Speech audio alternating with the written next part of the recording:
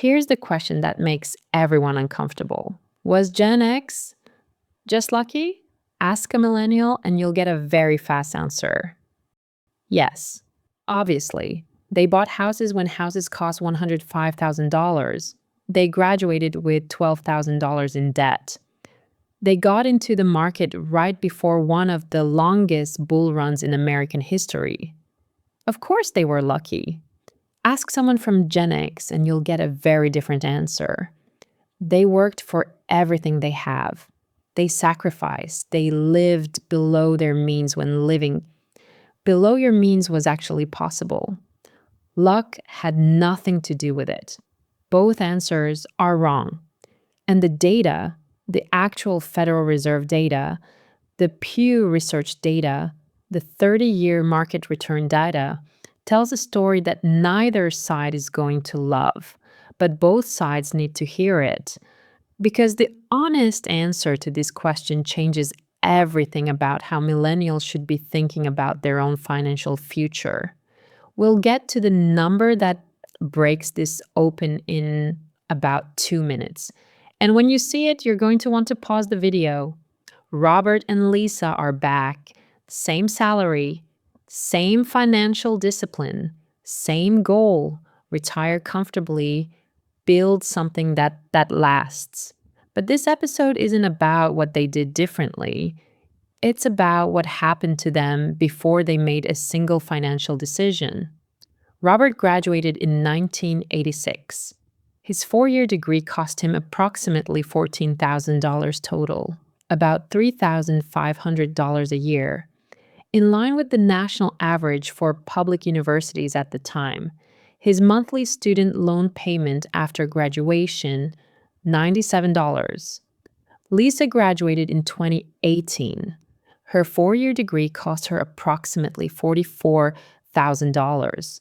Her monthly student loan payment, $380. Same type of degree, same public university system, 4 times the cost. That difference, $283 a month, invested at 8% annual return from age 22 to age 62, is $430,000. Lisa starts her financial life $430,000 behind Robert before she buys a single cup of coffee, makes a single investment decision, or sets a single financial goal. That's not discipline. That's not choices. That's the starting line. If this is the first time you're watching this channel, this is part of the Gen X versus Millennials series, where every episode runs the actual numbers on a different financial gap between these two generations. Subscribe so you don't miss the next one. But here's where it gets complicated. And this is the part that surprises both sides. Robert didn't know his starting line was favorable. In 1992, when he took out his first mortgage at 8.5% interest, it felt terrifying. His friends told him he was crazy to buy in a high-rate environment. His parents had gotten mortgages at 6% in the 70s and thought he was overpaying dramatically. He bought anyway. Not because he was brave, because that was what you did. And the math, at 8.5% on a $105,000 house, still worked. He didn't know that the S&P 500 was about to deliver one of the strongest 30-year runs in market history, over 1,200% from 1992 to 2022. He didn't choose that. He just showed up. He didn't know that home prices in his market would triple in 20 years. He bought a house because he needed somewhere to live, and the math worked. The appreciation was luck. And here's the data point that Gen X genuinely doesn't want to hear.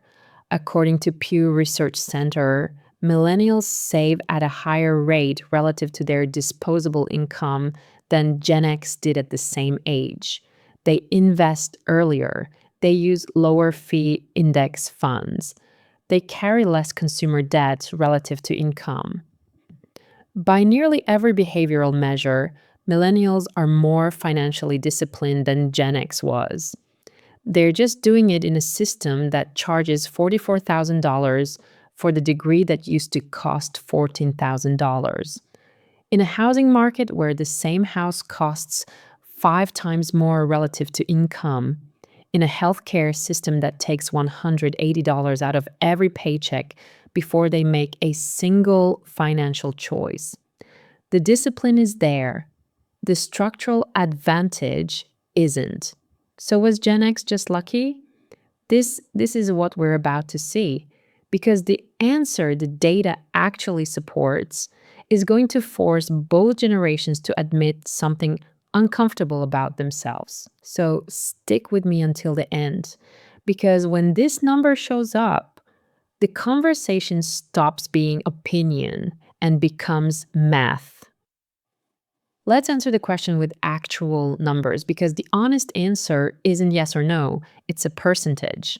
And once you see that percentage, neither side is going to feel entirely comfortable.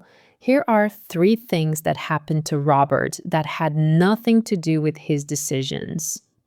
1. He entered the job market right before one of the strongest economic expansions in American history. The S&P 500 from 1992 to 2022 returned over 1,200%. That's not typical. That's historically exceptional. Robert didn't choose that window. He was just there. 2. He bought his house at a price to income ratio of 3.3, exactly where financial advisors say it should be, not because he was smart about ratios, because that was the only ratio available to him. The market handed him a financially sound decision by default. 3. His college degree cost $14,000 total, which means he graduated with debt small enough to eliminate in a few years, leaving his 20s financially open for saving and investing. He didn't negotiate that price. It was just the price. None of those 3 things were choices, they were conditions. And here's the uncomfortable math behind them. If Robert had entered the workforce in 2018 instead of 1988, same discipline, same savings rate, same investment habits, his retirement portfolio would be approximately $340,000 smaller. Not because of anything he did, because of when he was born. That's the structural luck, measurable, specific, real. But here's where it gets complicated. And this is the part that millennials aren't going to love. Robert also made real sacrifices that Gen X doesn't talk about enough. In 1992, when he signed his mortgage at 8.5% interest, everyone around him thought he was making a mistake. His parents had gotten 6% mortgages. His colleagues were telling him to wait for rates to drop.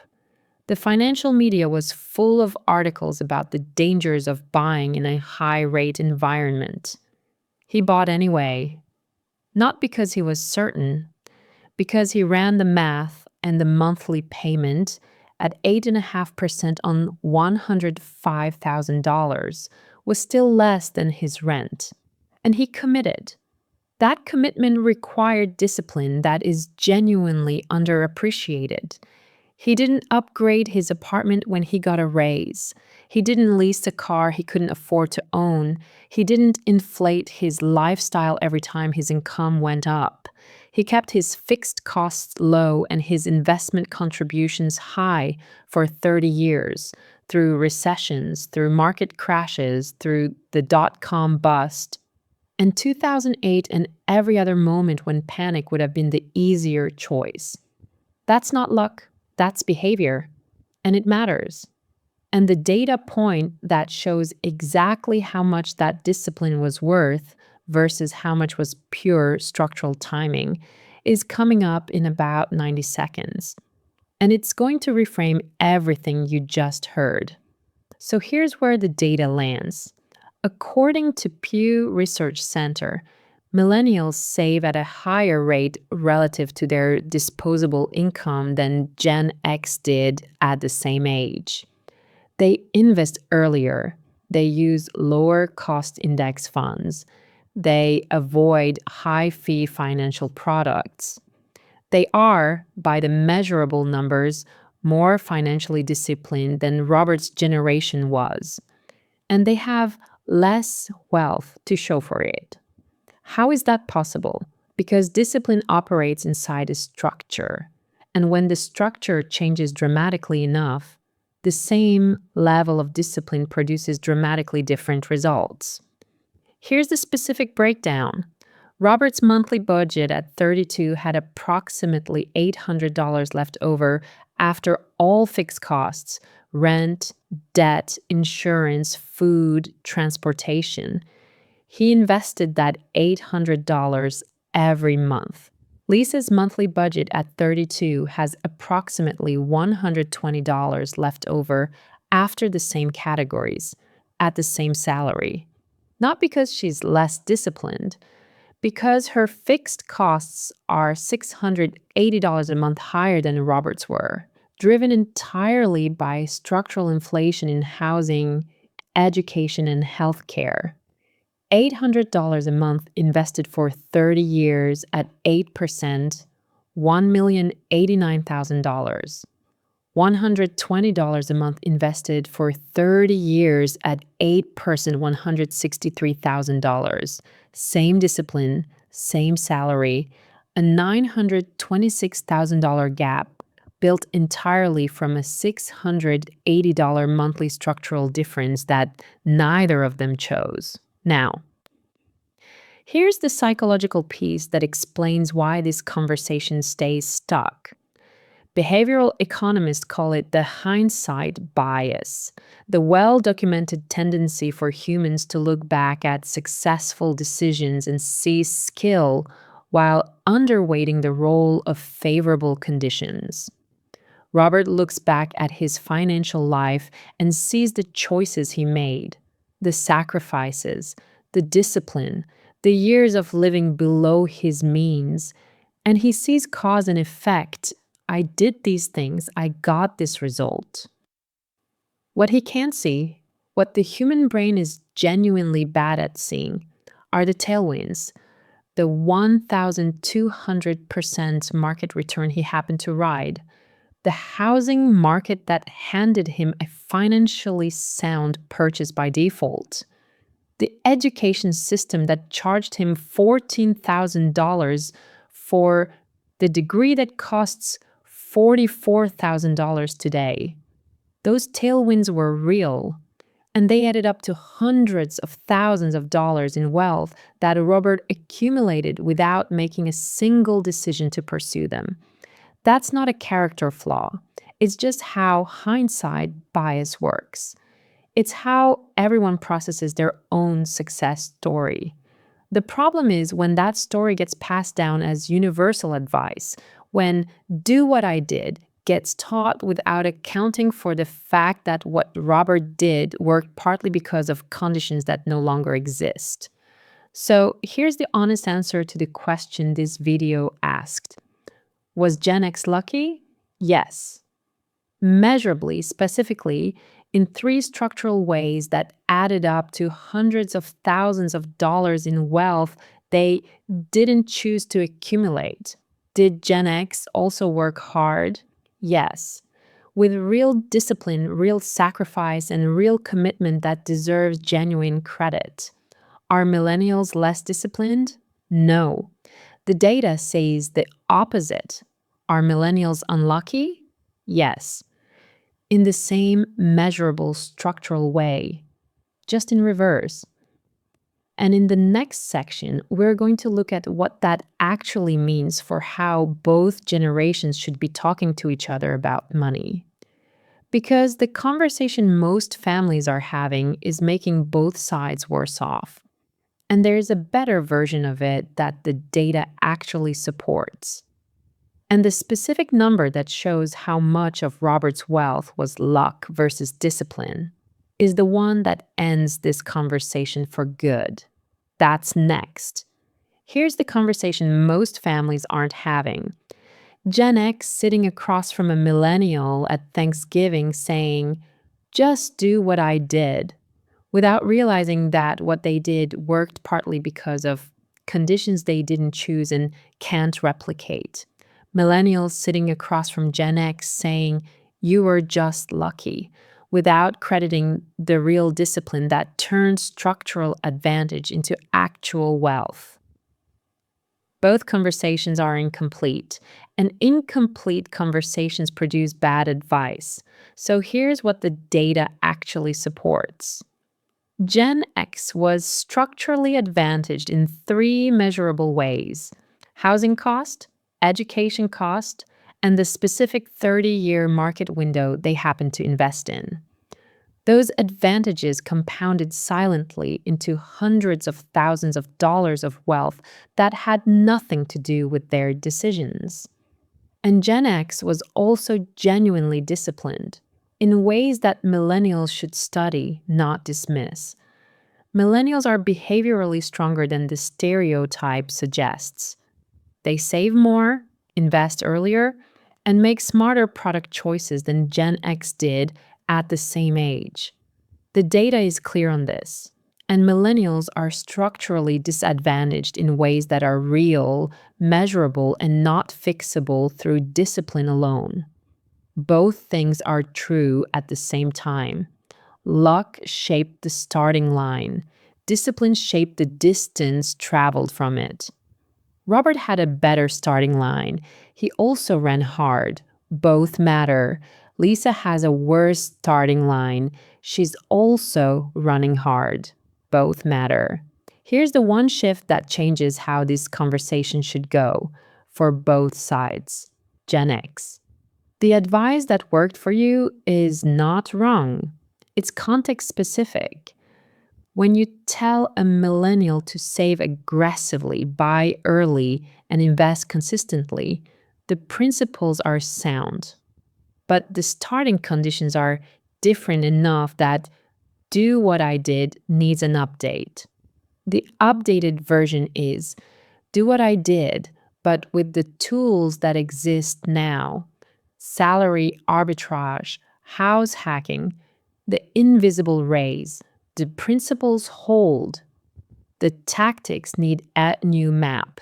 Millennials, the validation you're looking for, the acknowledgement that it's harder now, is supported by the data. You don't have to earn that acknowledgement. It's already there in 30 years of Federal Reserve reports and Pew Research studies and housing price indices. But validation alone doesn't build wealth. And waiting for the system to become fair before you start building is the most expensive mistake a millennial can make, because the system has never been fair for anyone in any generation.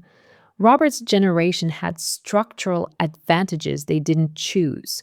They also had structural disadvantages: 8.5% mortgage rates, no index funds until the mid 80s, limited access to financial information, that made building wealth genuinely hard in different ways. Every generation gets a different hand. The question has never been whether the hand is fair. The question is what you build with it. The honest answer to "was Gen X just lucky?" is this: they were lucky in ways they didn't recognize at the time, and disciplined in ways that deserve more credit than millennials give them. And millennials are disciplined in ways that deserve more credit than Gen X gives them. Navigating a system that is measurably harder with measurably less structural support, producing measurably worse wealth outcomes through no fault of their own. Luck shaped the starting line, discipline shaped the distance, and understanding the difference between those two things is the beginning of a financial conversation that actually helps. If you're Gen X, drop starting line in the comments. If you're a millennial, drop distance in the comments. I want to see which side of this conversation is watching. And next episode, we're going to look at what happens when you put both generations in the same room with the same data and ask them to build a plan together. Subscribe so you don't miss it. Every generation gets a different hand. The question is what you build with it.